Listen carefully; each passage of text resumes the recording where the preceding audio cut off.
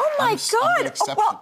Welcome to the show, everybody. I'm finding out that this wonderful gentleman here, 59, does not wear readers. Okay, he's got the goods and good eyes. Joining us at the desk is two incredible journalists who have spent decades doing the news. I can't even believe they're really here at our desk. I know. They're brilliant storytellers and all-around fascinating people, and they've joined forces as the newest co-anchors of CBS Evening News. Please welcome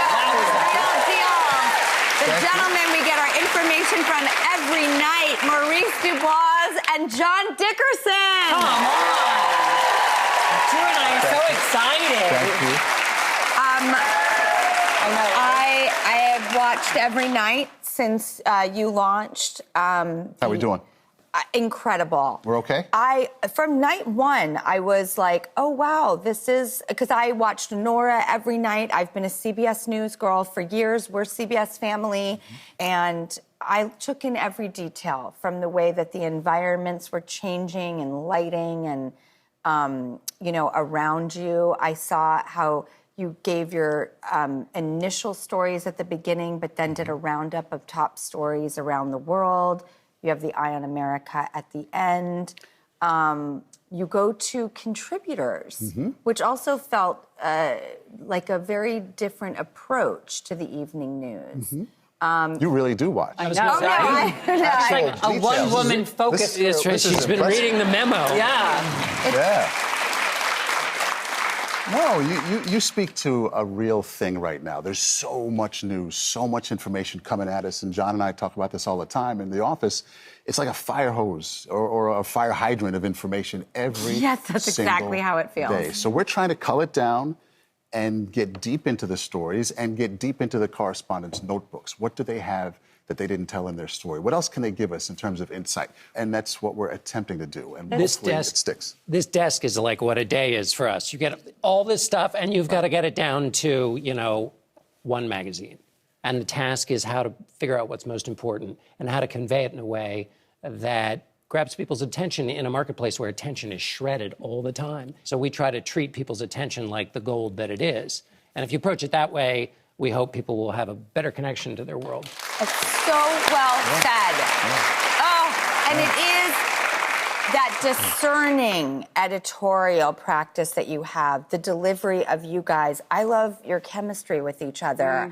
I've not seen two anchors in an evening news space in as long as I can remember, and it did not take an adjustment. It felt right out of the gate. But is it true you didn't know each other really before?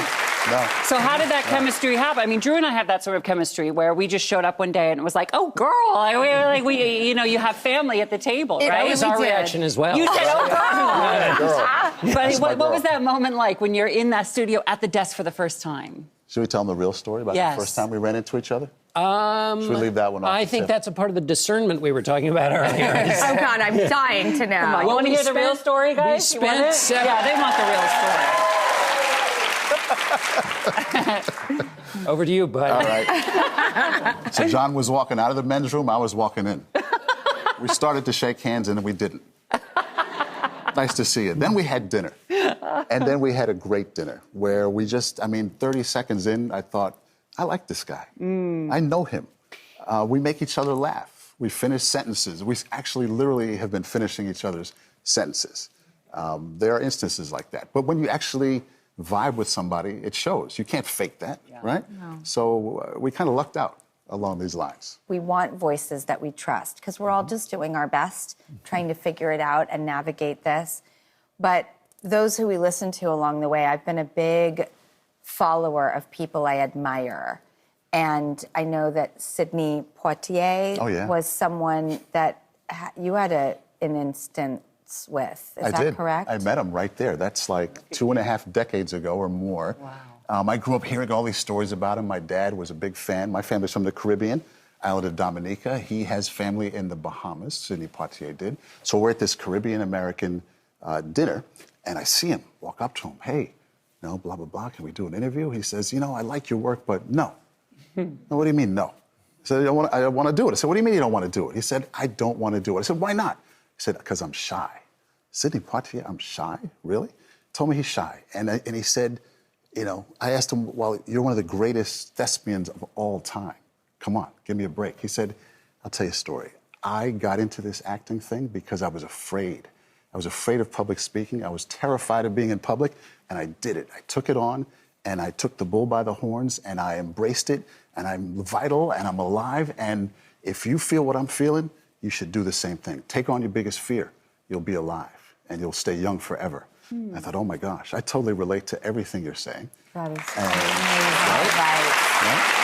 And thank you for sharing that with everyone today. Like, I need to hear that. Who's not going to benefit from that? Right. And then he never gave me the interview, by the way. But he gave you all that. He did. Let's talk about it. I mean, listen, you're at the pinnacle. You're at the CBS news desk, but I know journalism runs in your family, right? Your mother, was she the very first female CBS News correspondent? She was, yeah. That's Which is extraordinary. incredible. Look at her there. So did you always want to do what she did? No, absolutely the opposite. Oh. Journalism was not on the list. We had a complicated relationship, so her going to her profession would have required me as a teenager who knew, oddly, everything. It would have required me to accept what she did. So anyway, I got past all that, and here we are.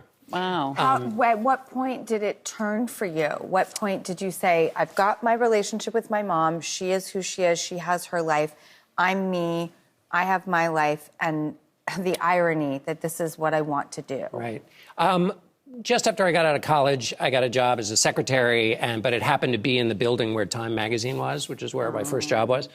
And I got into the building to try to weasel my way into getting a job at the magazine. And then when I got my first chance to do some reporting, we had repaired our relationship by then. She lived in New York. I lived in New York. I had no money. And so I needed it. And so motivator, right? Yeah. And also, as you get older, you learn, and boy, when you become a parent, boy, do you learn that things are more complex. People are more complex. And we became quite close, talked multiple times a day. And she, once we could talk about the news, it developed a whole stronger relationship. And then she got quite sick, and she died when she was just 70. So that was many years ago. So, but we had a few strong years. Did she get to there. see you doing this? Never on television, always in print. No, she never. The first time I was ever on TV, she had a stroke, and so she was quite sick. But we talked about it, so she knew about it. She just never saw it. What do you think she would think about seeing you at the CBS Evening News desk? Well, it took her 8 years for them to allow her even to be on camera, because women weren't allowed to report the news, because the bosses said, who are all men, said the audience won't take you seriously. So she went and got an interview with Sam Rayburn, who was the Speaker of the House from Texas.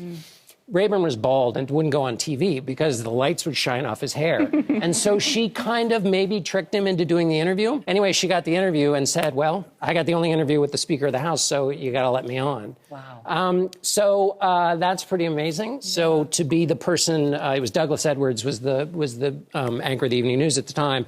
And so she said at the end of her piece, and now back to Douglas Edwards in New York. And so for us to be the person that would have been on the other end of that for a correspondent now is amazing. And you can do what the men then didn't do. You can lead with kindness. Lead with kindness. And the number of amazing women that we work with and work for, it's extraordinary. Yes. When you grew up with somebody whose life story is basically being told no for such a long time, to have colleagues that you learn from and that you admire and that you marvel at what they can do, that's tremendous. That is having. That's growth. That's change. Okay, we're going to cut to a commercial break, and we're going to hit the headlines as soon as we come back.